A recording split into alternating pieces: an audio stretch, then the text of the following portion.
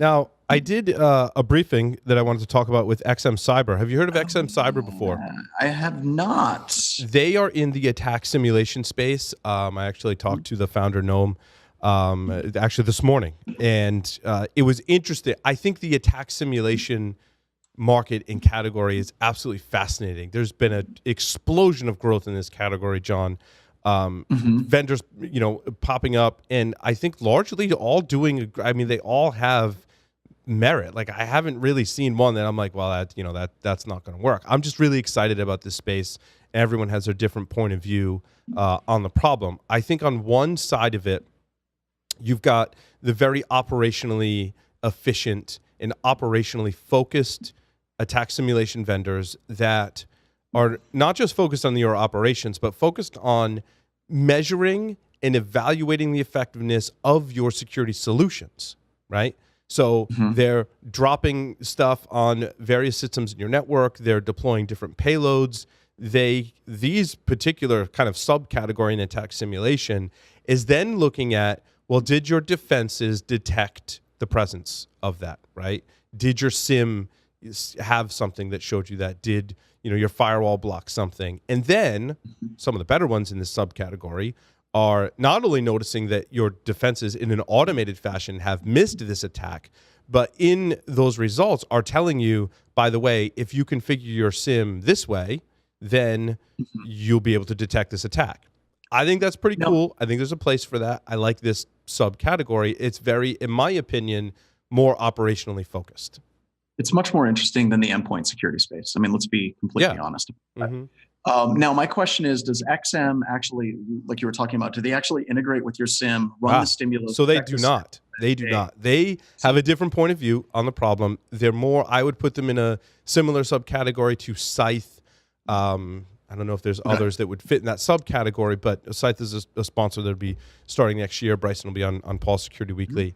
But so XM Cyber has said, look, that's great, but what we want to focus on first is where they focus was very mature security organizations that have red teams that were like, look, the XM Cyber is like, you put our product in, we're going to bypass all of your defenses, and we're going to tell you how we did it, and then we're going to make defensive recommendations based on your operating systems and configuration and not so much your solutions. Because basically their take is, look, we're going to get past these solutions. I mean, John, you and your team have proven that over time too, that these solutions are easily bypassed. The harder thing is if those systems are actually hardened and configured correctly, coupled with maybe some security solutions, that's kind of the magic thing. But XM Cyber, at least in the beginning, very focused on mature security organizations with their own red teams, but then also now the other kind of space they're in is more of this automated red team and blue team, kind of like a purple team approach, expanding beyond those really mature organizations and saying, look, we can deploy in, we're going to implement these TTPs, they're going to bypass your defenses, and we're going to give you good defensive recommendations based on that. And their take is do this rather than having a huge pen test, do this as your pen testing exercise, still have pen tests, but highly focus them in other areas. My suggestion actually on the call that was agreed upon was focus on my applications, right? Tell me what's wrong inside my applications, because that's hard and I think requires that level of testing. But let me cover all these advanced TTPs with a product, and that's basically XM Cyber's point of view on the problem, which I really like and respect that for sure. I think it's fantastic. And this is kind of it. It's funny, whenever people started getting away from the terminology of we're going to completely automate a red team or a pen test, I started feeling a little bit better about it. Also, once we started getting things like the MITRE ATT&CK technique matrix, we now have a framework that these different tools can actually test to and actually map to and report to from a gap analysis perspective. Because for a long time, some of the earlier vendors that we talked about like 5 years ago, it was just like, we hire the best hackers. Well, what the hell are they doing? Is there a framework they're following? What are they not following? And now we have that framework. And I think it's now getting to the point where you have those possibilities. The other thing I wanted to get your opinion on this, and this is a concern that I have, is we're seeing these products start to come out, and that's great.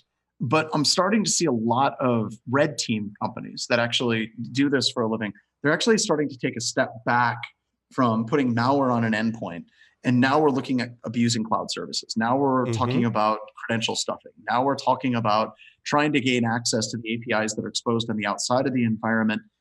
And I worry that we're just now getting caught up with technologies that we should have had a while ago. And a lot of the attack techniques are moving on. And I hope that a lot of these firms continue to evolve and start adopting and integrating with these cloud type of attack methodologies as well. Yeah, we didn't talk specifically about cloud, John, but Noam definitely said that it's more about attack paths from someone completely external, perhaps all the way to your critical data. And that XM Cyber was very focused on, look, we're going to find the paths to your critical data. That's how they design their product. And I really like that for a lot of reasons, right? We talked about attack paths when I worked at Tenable.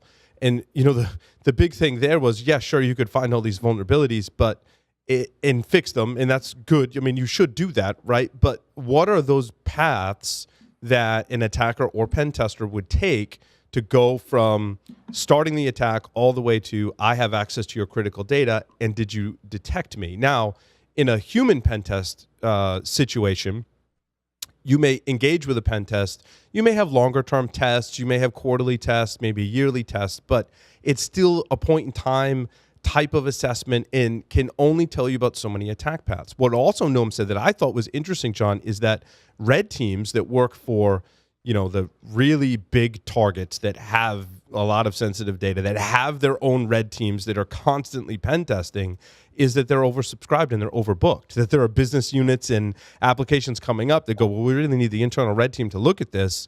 What he said was most internal red teams at these companies are oversubscribed. That's where I really like this product fit, is it can tell me on a constant basis about all of my attack paths. I had that fear when I was a pen tester, John, that I would do a week-long assessment, a 2-week-long assessment, and you run in this too, and you're like, well, I found this path in, got me to critical data. I use a completely different technique and a completely different path.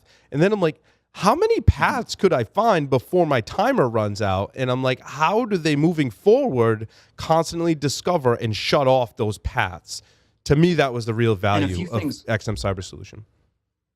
And a few things about that, right? Like, number one, that's why we bought Scythe, is for us and our testers, whenever we gain access to an endpoint, if we go through it manually, we're only going to be able to get so much coverage. And a tool like Scythe actually helped us branch that out and make that a lot greater than what it was and the amount of time frame that's allotted. That's number one. Number two, you talk about the oversubscription of these teams. Yeah. And I totally get that. We see that all the time. But good. I'm glad you would confirm that. Yeah, it's good. Oh, yeah, absolutely. I mean, that's why that's like 25% of our business is because companies don't have their own pen testing staff to handle what they do. Yep. But this gets back to something that you and I have been doing for years. Remember, we used to do those webcasts. We should come back and do them again, the pen test preparations webcasts. Yes. And we said, here's what we are going to do for a web app test assessment. Here's what we're going to do for an internal C2 pivot. And here's how you stop us. And the reason why is we don't want to document group policy preference files that have in every report, right? Yeah. Ever again. I don't ever want to document 450 cross-site scripting vulnerabilities ever again. And if these tools can start taking 80% of that repeatable stuff that happens all the damn time off the table, that allows your pen testing team, internal, your red team, or an external team to focus on new pathways, to look at new possible vulnerability paths that are unique to your organization. And that's ultimately the quality that you want to get out of anything that you do anyway. So this just helps you get there faster. Yep. Yeah. So I was glad I found them and was able to talk with them. And I think it's a very valid strategy that John and I talked about for how you are constantly assessing, your systems. And more on that as the space evolves, certainly. So